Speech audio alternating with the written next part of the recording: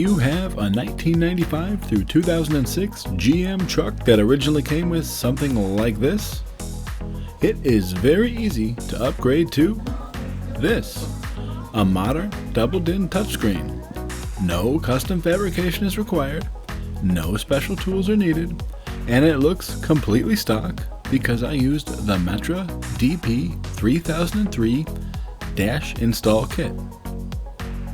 You can pick this up at all the major car audio retailers like Sonic Electronics and Crutchfield. There are only 6 steps involved. The first step is to remove the old bezel. It is held in with spring clips and pulls straight out.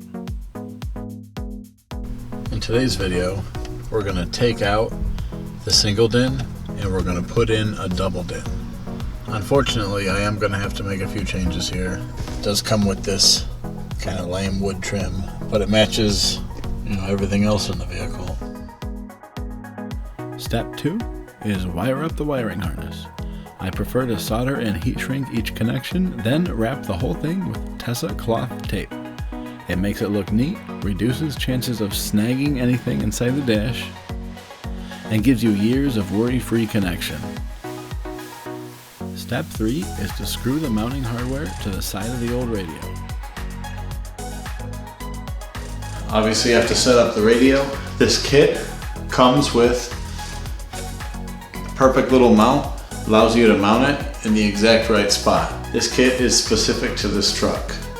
Step 4 is to paint the bezel to match.